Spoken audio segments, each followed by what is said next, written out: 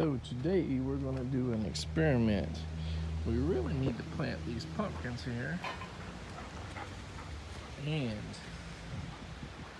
we've got a special log right here that has urine soaked log for like through 3 months, just 50 plus peas on it. So in permaculture, there are multiple ways of using pea as fertilizer because it's so high in nitrogen and a lot of your micro elements and stuff. Some dilute it by 11 to 15 times. Foliar sprays and different things depending on are you using the plants in the garden as other people doing it. So if you're doing like cabbage or stuff where you eat the top, you're supposed to not spray it on the last month or so. But if you're doing it and other people are eating your gardening stuff, then you probably are not going to use that method at all.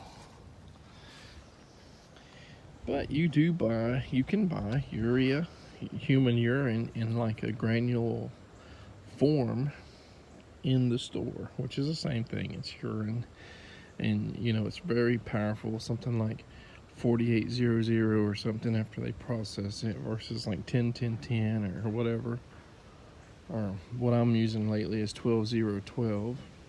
So instead of foliar fertilizing or planting at the fertilizing at the base, we're going to actually bury this guy below ground so that the roots of these plants can absorb the nutrients, hopefully. And what has got me to want to do this is that I've seen I don't know which YouTuber did this, but there is a guy that did kind of similar to hugelkultur, where he buries this green materials and rotten wood and he burns it, or actually he burns it before he buries it. Then he puts old rotten chicken meat and all kinds of stuff in it, so they're kind of charring it. He's probably not letting it burn to ash all the way, so just burn it for a while, sterilize it, cover it up so it's got ash like pot ash. It's got decomposing wood, half burnt meat, bones, whatever, and he buries this and plants on top of it pumpkins, I believe, or watermelons, I can't remember, but same general idea. Pumpkins, watermelon, squash, all are in the same family, and he doesn't fertilize it afterwards. So this is slightly different, using a urine soaked log that's pretty much ready to fall apart anyway. So the carbon in that log is absorbing all the nitrogen in the urine for months, and we'll see how it goes. It's not like we're going to do a before and after or duration video here. It might be a few months before we say, uh-oh, this worked or didn't work, it died. We're not going to do anything except water it.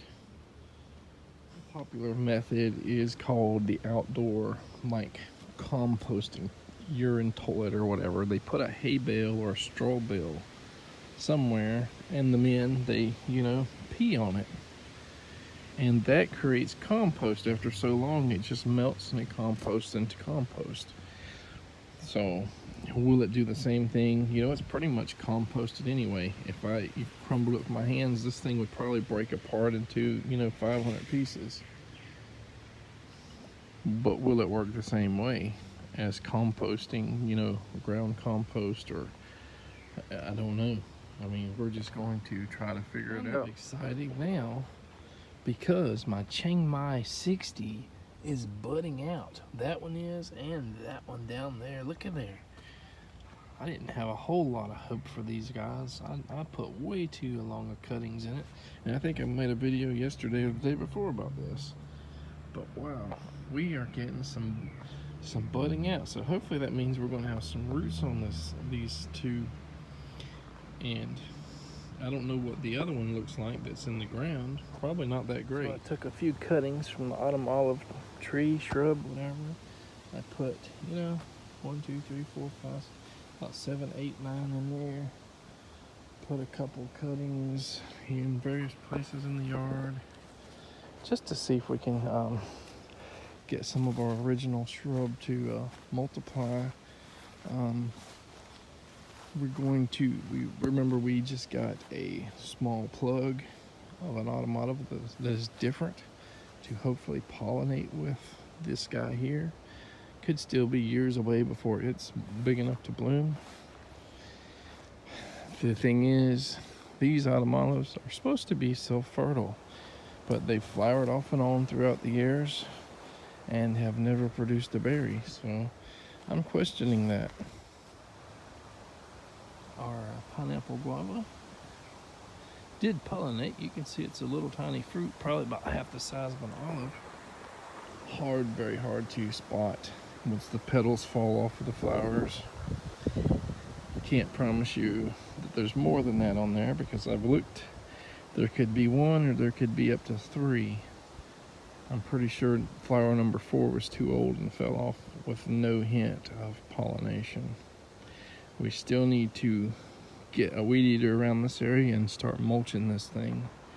Maybe give it 1 little more dose of fertilizer in a week or 2. See, there's an old bird's nest in this grapefruit tree. I'm guessing it's not being used right now. A hole there. And we're just gonna see if this fits somehow. We're gonna have to manipulate it a little bit. There it is, we got it in there. Gonna start backfilling and then planting, and we'll be done. It's kind of watered in, and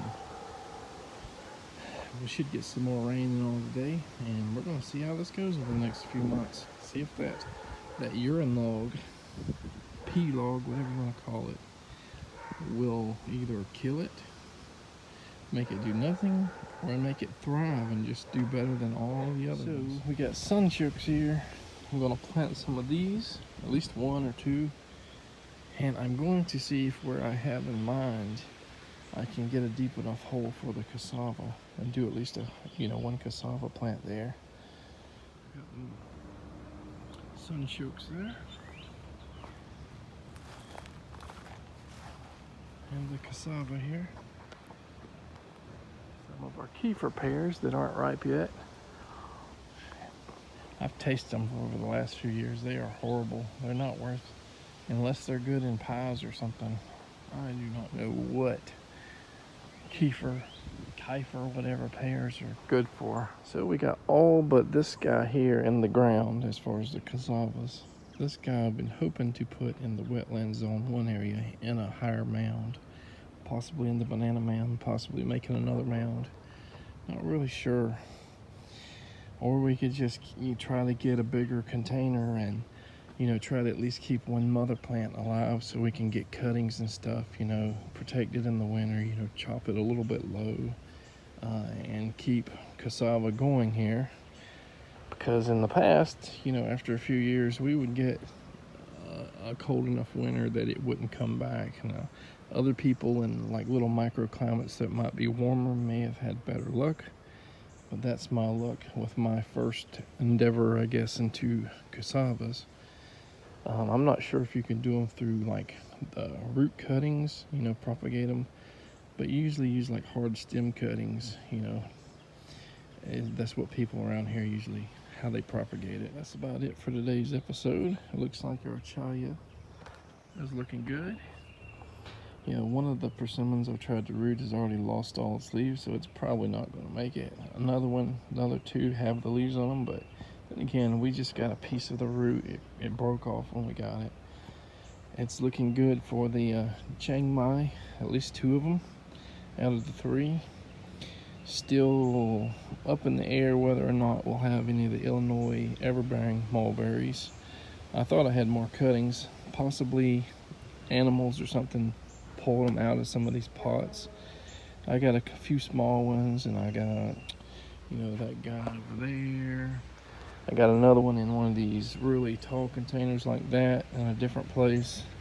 And the reason why I put it in a different place is because my Chiang Mai 60 is in the same container and I did not label them. So that's my way of differentiating them, saying there's Chiang Mai, the Illinois Everbearing in the same type of container is in a different area. So asparagus still looking good, growing slow. Still got all kinds of gummy berries that I'm got here that I'm trying to root. Some of them are pushing out, like this right there, some new buds, I guess, pushing out new leaves. But it's probably way too early to tell if it's going to actually root or just, or if it's just using the energy that's in the actual stem.